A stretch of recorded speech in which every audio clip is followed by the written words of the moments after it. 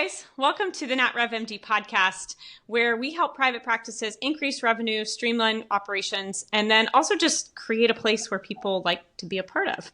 I'm Dr. Heather Signorelli, physician and founder of Nat Rev MD. Today, I am joined by someone who I truly admire, who is working hard in a very thriving practice, Marissa, who is the office manager at Emerald Coast, and have her here just to share about the challenges you see in practices, the wins you've had, maybe some stories about things that make your skin kind of crawl or make you stay up at night, just to talk real about the challenges you see in running a large practice.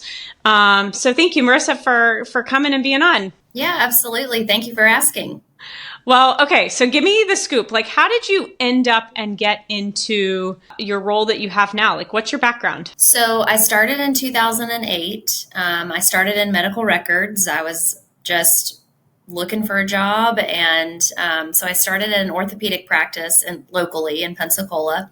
I did some steady increases. I did 4.5 years there. So 1 year, the first year I was a medical records technician.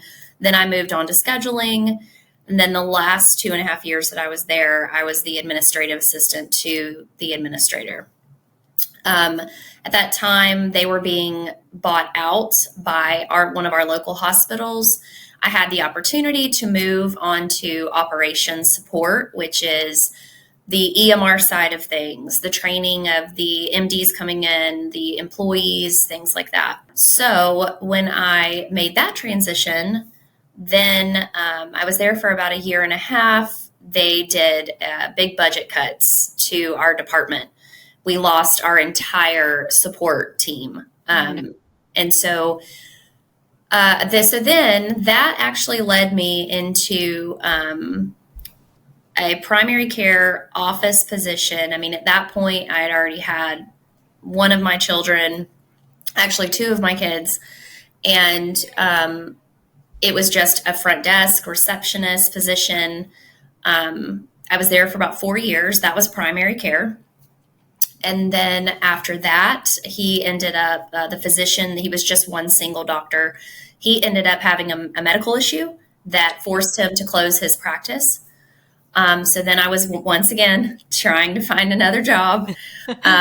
Still no managerial experience at this point. And so I ended up at Hinghole Dermatology. I was there for 4.5 years. And about 6 months into starting there, I was just doing scheduling, front desk, reception. They asked me if I wanted to be the office manager for their general dermatology department. And I had no experience in managing anybody, let alone, multiple things. A group of 10 to 12 employees. But it wasn't a clinical, it was non-clinical. It was, medical reception, things like that. And so I took on that role and I had on-the-job training. And so for 3 of those years, I did management. I was moved over to different locations, back and forth from Pensacola to Gulf Breeze. That's actually how I got to know Dr. Gibson, who works here now, because she shared, when she worked for Baptist, she worked there as well. We shared an office. But it came a point where the dermatology office, he actually sold to a corporation. Oh. And that corporation, actually, I thought the corporation brought more order, brought better opportunities for our employees. But the management that was in place that happened to also be my management directly did not feel that they needed to kind of follow the rules, jump on board. There was a lot of resistance to change. And I really felt like at that point, this is not a healthy environment for me any longer. And so I reached out and I really, really continued my journey trying to find a management position. And then it took me a while. Like, it really took me a long time. And I'll tell you why it took me a long time. So regardless, I did not have a bachelor's degree in management. Okay. I didn't have a bachelor's degree at all. So that always kind of stopped me from being able to obtain just on experience alone, just because I didn't have that physical piece of paper. Yeah. And so when I saw that the position was being hired for here, of course, I met with Jennifer, and, Dr. Gotthealth at the time was the owner. And so I got the job, and I actually just graduated in May with my BA. So now I have the paper, but I will say that, working in specialty offices really has helped me understand the importance of the core, which is primary care.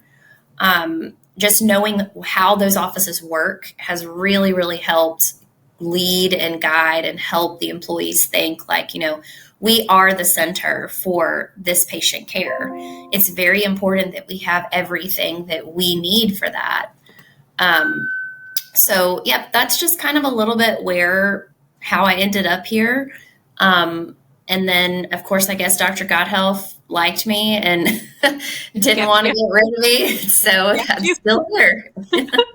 Well, and, we've known Jennifer and James, for, I guess, 4 years now, or ish, 3.5. Good people. And it just seems like your practice exudes good culture. Like whenever we have an issue, and, issues are always going to happen. And I talk about this in a lot of podcasts, right? Like issues in an office or any place of work or any business are going to come up.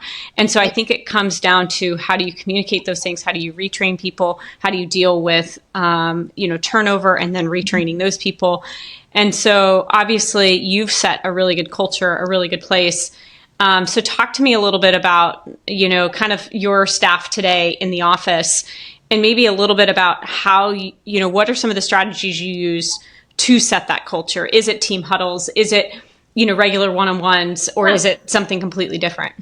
Before I started there, I thrive on structure. I thrive on being held accountable. I know some people aren't like that. The culture we have here, and we're lucky that we have such a short connection, but it doesn't take us long. Like we don't have to travel to go and meet one-on-one with our employees. If I need to speak with them, they are there, every day. I could just pull them aside, or we can come in the office, quick chat. I think it's important in order for your work culture, your environment in your clinic, they have to feel like they are making a difference and that their presence is noticed. I try to think back places when I walked into my work, people didn't even know I was there sometimes, the highs and the buys and how are you today? Yeah. And when you not just listening to answer, but really listening to what's going on. I mean, they are the point of contact. They are the first, if there's an issue with protocol or procedure or how we're doing something, it's important that a manager knows exactly what's going on, not to fix it, but to hear from those employees, like, I'm telling you, this is a concern, this is a problem. I think a lot of managers these days are just worried about, let's just get the job done. Yeah. No, let's get it done right, learn from it, move on and apply it. Because if you don't stop and do all of those steps and really make your employees feel like they are contributing value to a patient, to their coworkers, to even the providers that are here, they're not going to want to perform for you. They have to be passionate. And sometimes you have to bring out that passion. You have to remind them why they chose medicine. Totally. And that's just something from a management perspective. You don't have the ability to be like, it's just another day at work. No, you need to be intentional with what you do because they are looking for leadership. And so here we try to make it a culture about family. We don't want to impose on their personal, matters, but we really want them to know that when they walk through that door, they're not just a body. They're not just a robot. They're not just doing a job for a paycheck, that their main focus is making a difference in whoever they touch with their hands or whoever, whatever issue they're talking to about a patient on the phone. And we all know primary care it's the core, but it's also our patients. A lot of work. Yeah. And sometimes they honestly are alone and they just want to talk to you about what they ate for lunch or what soap opera they watched yesterday because they don't have anybody. And, we try really, really hard. I try to put that into the clinical staff as well as the front desk that you always want to think about how you would feel in their shoes. Yeah. And I think if you come from that mindset, it really can change how you react to the situation, how the care is that you're giving, how the patient is receiving that care. And I really think that that's really what holds us together. I mean, we like to have fun too. I mean, we don't take ourselves too seriously. I really like for the ladies to be able to feel like I always tell them, like, make your space that you're sitting at like your home. If you want to put some pictures and you want to, make it your own, just so that you feel comfortable working. But yeah, really, really proud of our culture here. I will say this. I think it's very important that you can control what you can. Don't dwell on too much of what you can't control. But that's important. And I mean, in any service-based business, right? Like you can help those who want to be helped, do your best. But at the end of the day, there are going to be some things and some people that are just a challenge and you can't take it personally. Nope. That's the other thing is I'm a very big stickler on, I do not like drama fueled environments. I don't have time for it. That's not why we're here. So, luckily I have, the owners and the other physicians here that are very, we're here for one reason and one reason only. And so I really think that communicating that and really having those open lines of communication with the staff create that comfortable culture environment where they feel that they've got an issue, they could just come straight to me or any of the other managers here. And that's not always common. And I do think it comes from the personality of the leader and the leaders. So down, to Jennifer and the owners and the physicians and the whole team, and also to yourself. So what I'm hearing is obviously having some sort of personal connection, whatever that means for you and each individual staff member, making people feel like they're part of the team, reminding people like at the core of this, we're seeing patients and we're trying to impact their patient lives or your patient lives. And then really just giving an open door policy type of environment where it both ways, when you have an issue or when they have an issue, you can freely talk about those without anybody getting upset or feeling like it's personal, which I think right there is like the core of really any team. I don't think that's different than in a different type of business, maybe the patient part or the why piece. But I think people in general, when they go to work in a doctor's office, deep down, and depending on the person, maybe really deep or somewhere higher up, but that's why they chose to go work in patient care. Because nowadays with Amazon and, the pay or whatever you can get in tech, I think you do have to really want to be in a patient-centered business. And so making sure that aligns with the employees, because you can go work at Amazon for whatever. I don't even know what their pay structure these days, but you can go work somewhere else and maybe it's a different role, but it may be, not as stressful at times. So I think I truly believe like people who seek out a job in a healthcare environment are doing it because it's a passion-driven desire to work in healthcare. What are some of the biggest challenges you face from a day-to-day perspective running a practice? Because I think for some of our practices, they have rock star managers and it's amazing. Some are small enough to where they just haven't been able to afford, or that's not where they're choosing to spend their money just because they're on the smaller side. And so talk to me a little bit about those big challenges that you face day to day. Is it staffing, scheduling, patient flows? Like, what does that look like and how do you keep the team, grounded, not frustrated, and kind of focused to solve those? Yeah. So, I mean, we went through recently, we've gone through some staffing changes. We were on a really good streak for a long time, about a year and a half. Of a full staff, no one, leaving, things happen. And so we just actually went through staffing. We are back to hire, full staff. But yeah, it is challenging because, I don't have a pool of people to choose from. I don't have a PRN on the side group, like a corporate office does. So believe it or not, I've taken on roles. You're the PRN. I'm the PRN. You're the PRN. I've taken on roles that my front desk staff do, and my clinical manager, my front desk supervisor, we have all added to our schedule loads just to make sure that the other front desk medical receptionists are not overloaded. You have to, and honestly, I'm so thankful that my managers are like, I'll do it, give it to me. And because they know we're helping the patients. That's what's important. Those things can't fall, all while still trying to find someone that really wants to work and be a dedicated employee.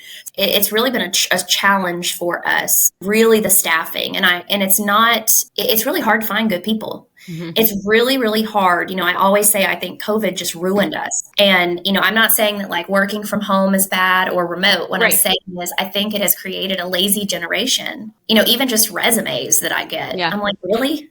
I note to my kid's teacher, like, have a little bit more pride in what you're doing. Resumes actually, it still is that front door to a company. Yes. If it's not organized, well written, I'm the same way. I'm like, really? Like, I can't even follow this. And nowadays with ChatGPT or whatever, I feel like you can take a resume, plop it into something and go improve this. And actually, I am starting to see resumes that have that like ChatGPT look, Yeah. I'm okay with it. Like, at least they've taken the initiative to clean it up. Your spelling. Check your spelling. Like, in today's world, spelling should be the least of your worries. I know. And if you can reformat in the ChatGPT world or whatever AI tool you're using, and you can do that free. Yeah, absolutely. So I think it's just really trying to, we found some really good ones. I will say they are the two that we have now. They're newer, but they're amazing. They are doing such a great job.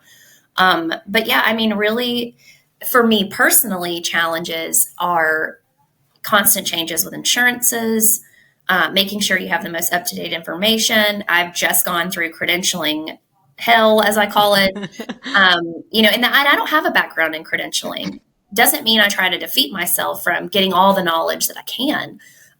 But that's really challenging to try to keep up with changes for the insurances and also working our EMR, making sure that we're, coding and things like that. But no, that to me is the biggest thing, is just really getting someone in that's steady, cares about their field. And then to them, they really want to be here. You have some that just don't even show up for an interview. I know, it's just crazy. And I do agree with you. Like, I think things have changed. So I do think having people who are willing to work in an office every single day, there's just less of that. I feel like people are like, oh, I can just go on YouTube and be the whomever is the star and make money. Yep. And hey, there is a market for that. So, good on you if that's you.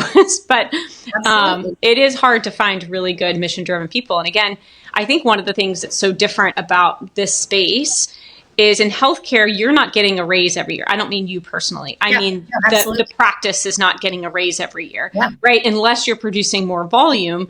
Yes, you can renegotiate rates and there's some ability to do that, but it's not like it's not like in a regular non-healthcare business where you say, okay, I'm going to raise prices 5% this year because we all get the emails of, oh, we're raising prices this year because of inflation. We just don't have in a healthcare business have that option. And even negotiation of contracts, you'd be lucky to get 1 or 2%, let alone 5%. Yeah. You see some companies doing much more than that. And so to stay competitive with wages makes it difficult. You're either having to grow more providers, essentially, produce more volume, or you can't stay competitive in the marketplace. Would you agree with that? Or how have you guys kind of stayed competitive? Absolutely. Like you said, you can only do so much with fee schedules. You can only negotiate. And even, it takes forever to just negotiate. It's a back and forth, and it's just a headache to really get paid even a little bit of what you're, these patients or, the providers are doing the work, and then you see what comes back and it's like, this is ridiculous. Yes. But from an HR standpoint, it's very difficult. Our insurance rates alone for healthcare to offer that to our employees, 60% up. And it's just crazy to us because we want to be able to offer great benefits. Private practice is a dying breed. And I really think that is why the private practices are not able to do it successfully. That's one reason why we have Jennifer and Jimmy, who are so great at knowing what this practice needs, what this practice can afford. That is really challenging too, even when we're talking about hiring somebody.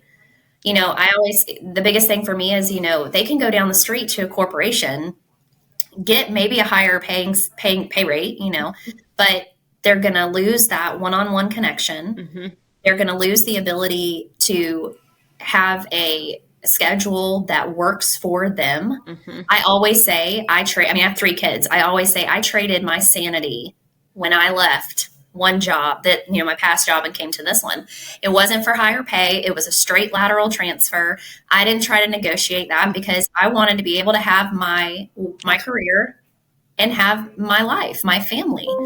And I had lost that for so long. So everything in private primary care is factored into when it comes to finances. Mm-hmm. Every time we have it, and if there's a day where we have patient rooms that aren't filled, that is a missed opportunity for revenue. But it's not just revenue. It's a missed opportunity for us to be able to thrive successfully, provide extra bonuses for staff, lunches, staff awards, all those kinds of things, putting that money back in their pockets, putting that money back in a profit sharing for those Mm-hmm. employees.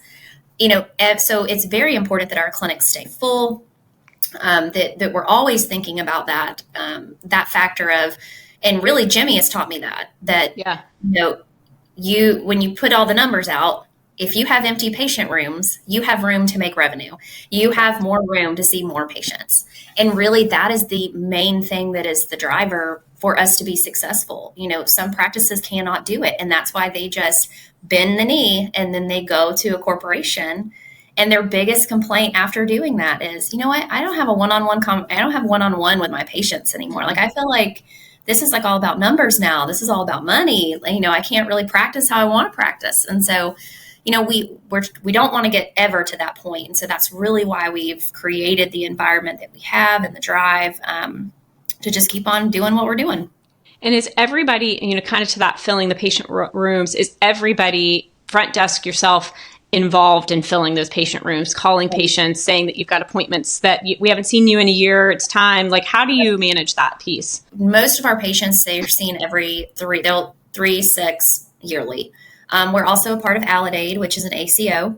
We have work lists that we work to identify those patients, the uncontrolled blood pressure, our Medicare wellnesses, really important for our Medicare patients to get in every year.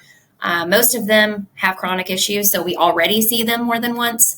But yeah, if we have a patient that calls and cancels an appointment, we don't just cancel it off. We're sending a message and we're doing follow-up because even if we have to leave a voicemail, mm-hmm. We also have had to, unfortunately, because patients these days just no show, no call. And we can have 4 to 5 in a day. You multiply that by 5 days in clinic, that's 20 patients. Right. So, that's 20 people that we could have seen. And so we have had to enact a no-show policy, no-show fee.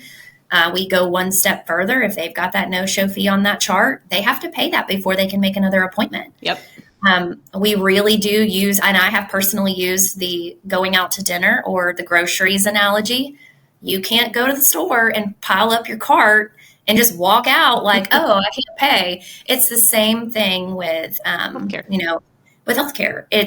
And really too, educating our patients about their deductibles, their balances, their co-pays, why their insurance is denying it. A lot of patients have no idea what their insurance entails. And do you give them a script or a pamphlet? I know we did pamphlets a few years ago, but what are you doing today? So typically, if they're kind of at a stopping point with the front desk, we'll communicate that back to Michelle, or I'll talk to them and kind of walk them through their bill. No, but we have signage. Co-pays are due at the time of service. If you have a deductible, be ready to get a bill for it. And do you do a deposit for deductibles? We've got some practices starting to do like just a small flat fee for deposits. We don't, not for the insurance plans. I would like to look into something like that for the future. Like I said, we just got our front desk back. So I'm hoping that maybe we can start doing that collection. We do for our self-pay patients. Of course. And self-pay, pay full and time. What we're seeing with some practices that they're doing, and we're seeing this even from primary care to like subspecialty, surgeries or whatever, like we're seeing the whole gamut where they're actually doing if they have a deductible, right? They will do a deposit, essentially $50, $75, depending on kind of what's going on with the practice and what kind of visit you're doing. But they'll say, okay, it's a $50, $75 deposit, and they'll collect that deposit. It sits unposted. Now, the only risk around this is we have some practices who are really good with refunds and some practices that are really not good with refunds. And so obviously if by the time a claim is submitted and if other claims have been submitted, that deductible may be zero at that time, and you may owe a patient a refund. If you like, one of our new softwares that I love is ModMed, Modernizing Medicine.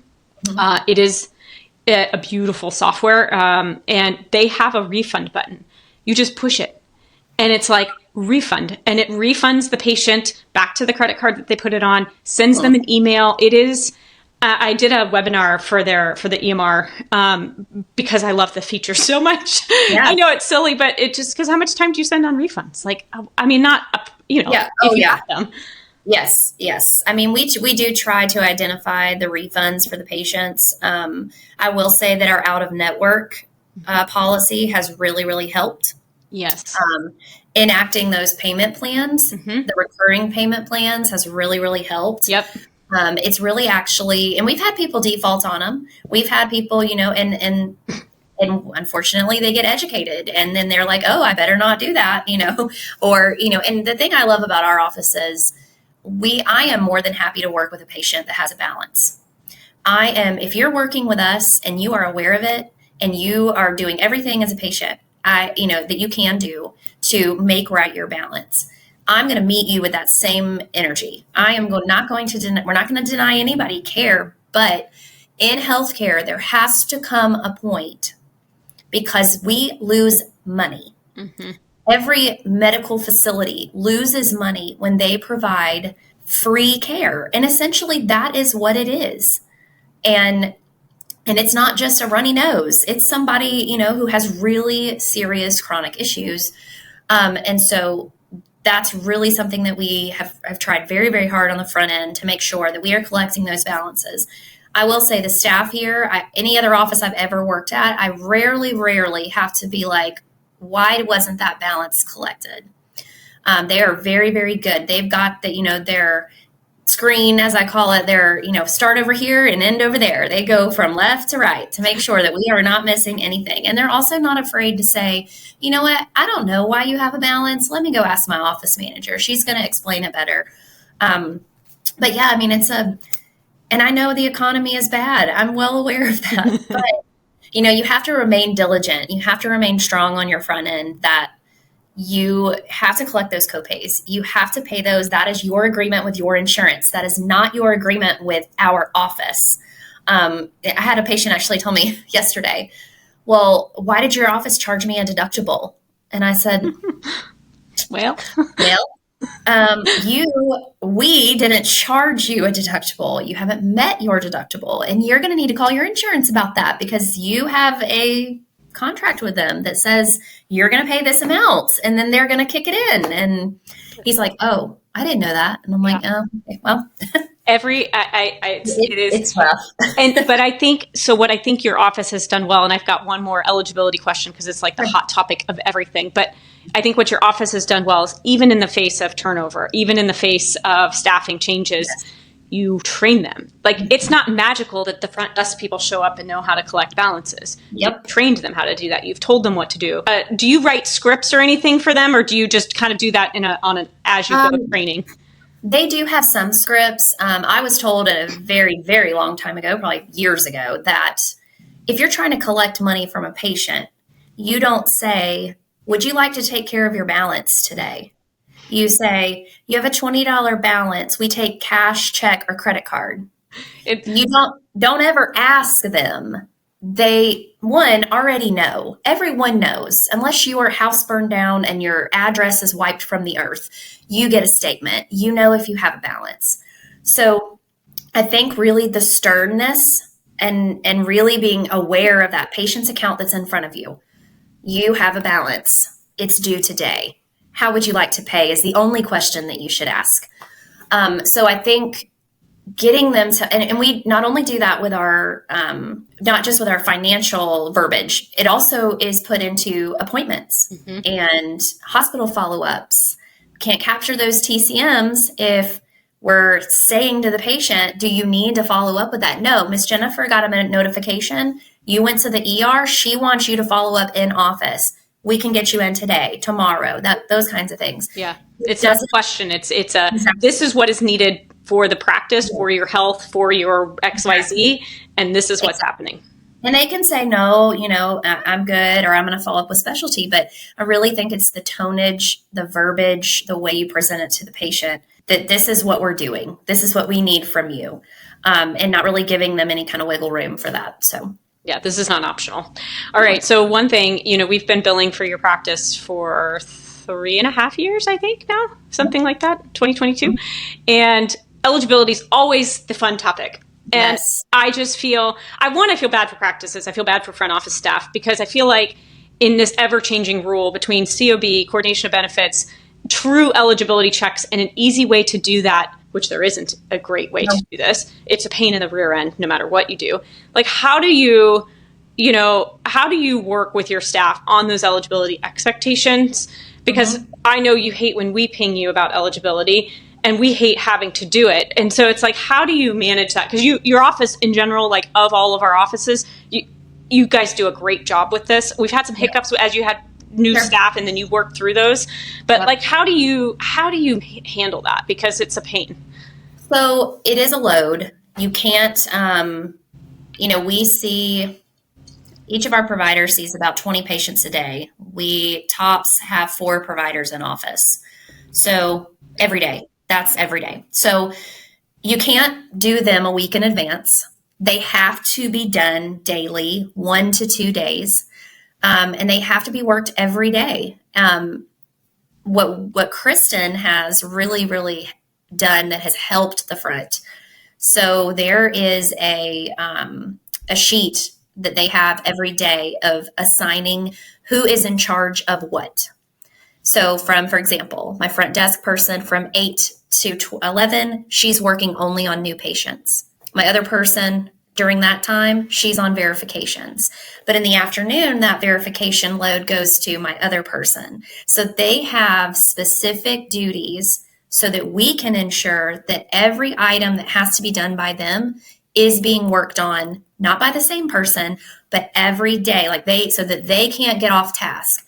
They know if they're doing verifications and the phone rings and they pick it up and they answer it, they help the patient, they put it down, they go right back to verifications. And verifications doesn't give you a green check mark that says, yep, patient's active. You have to look at what type of plan. Mm-hmm. Do we even accept that plan? You have to see what network are they in, PPO, HMO. What is their copay for our office? Do they have a deductible? Have they met their deductible? Then you have to go all the way down to the bottom and find out if their Medicare ID number is different or if they have another X in front of their Blue Cross and Blue Shield number. So they know every single, and all of these steps are taught to them, so that it's ingrained in their brain to just boom, boom, boom, boom, boom, and they know what to do. Now, we do have some payers that we don't have the ability to verify them electronically. Those take a little bit of time. But I will say for our office, doing all of the electronic ones first that we can verify very quickly, that's the bulk of our payers. That's the bulk of our schedule. The off the wall, Meritain, Health, and ABS, things like that we can't. Those take a little bit more time.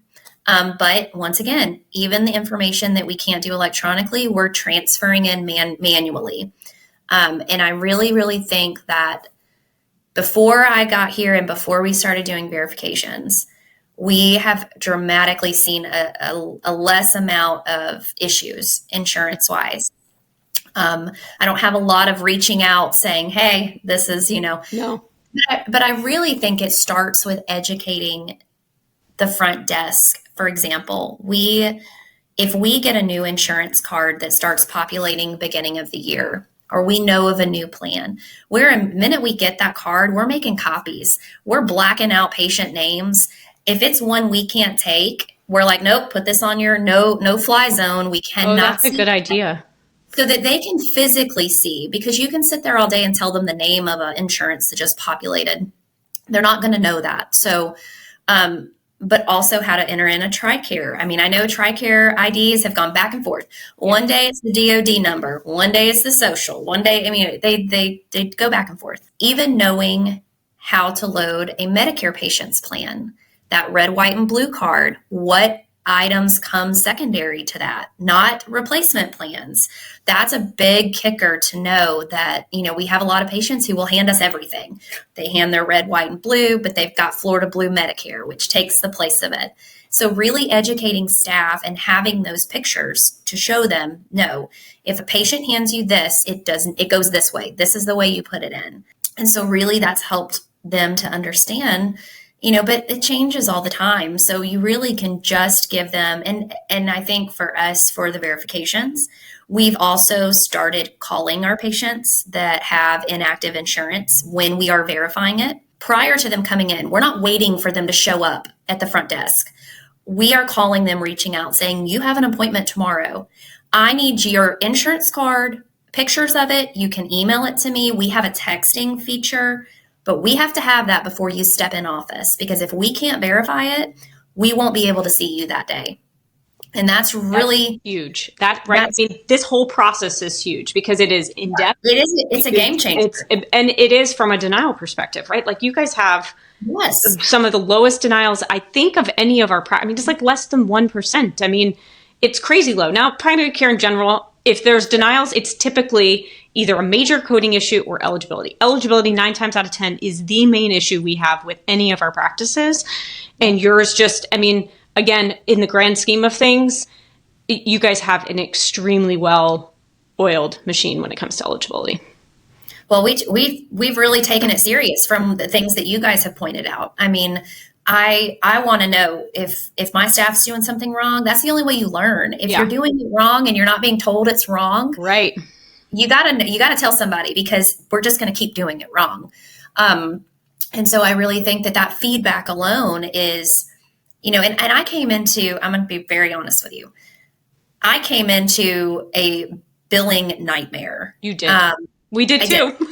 I did. We were on that journey together. We were on that journey together. Yes, we were. Oh my God. But I will say, I have learned so much more than if I wouldn't have gone through that billing nightmare, I probably wouldn't have learned as much as I have. And I would not be able to do any of the things that I do and be able to educate staff about this. And the main thing for me is I've really tried to drill into the front desk is what happens in the front affects the back.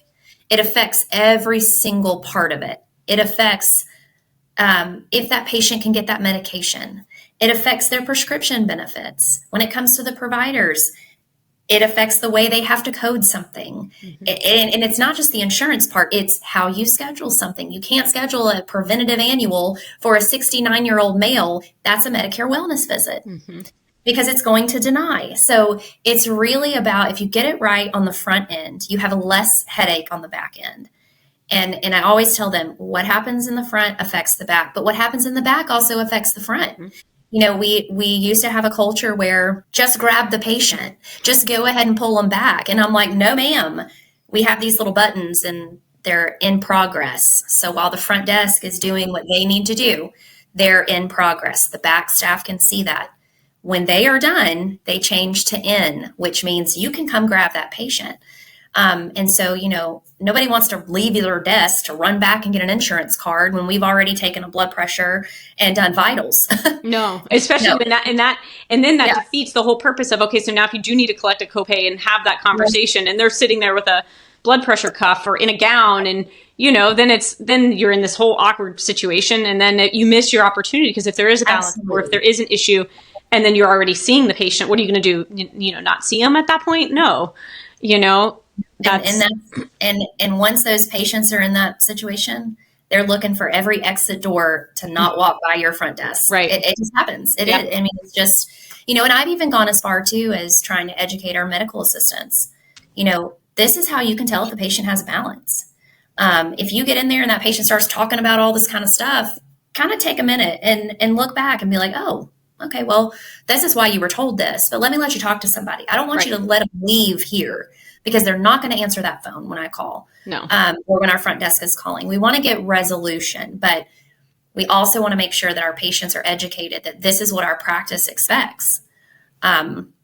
And some people are on board. Patients love it. They're like, wow, you tell me more than my insurance companies told me. But that's building a trust factor. Mm-hmm. They're understanding that they're not just a number to us. We really do value them, but just trying to get them, keep that well-oiled machine. If you think it's going to all happen without any kind of issue, then you don't need to work in healthcare. Go find another job.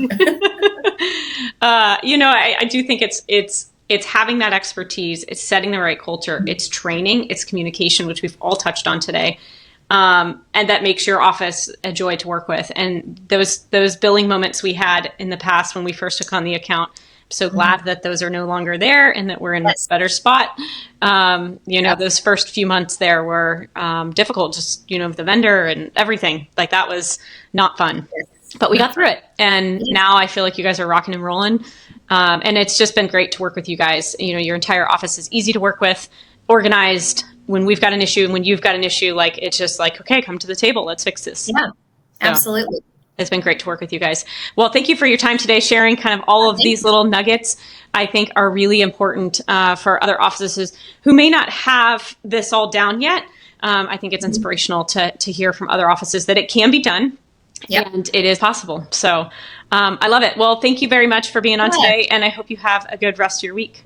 Yeah, thank you so much. I appreciate it. Thanks for asking me. Okay. And then for the listeners, of course, if you liked this episode, please share it with another practice or, physicians in your life who are maybe struggling with some of these issues. So thanks so much for being on, and we'll talk to you next week.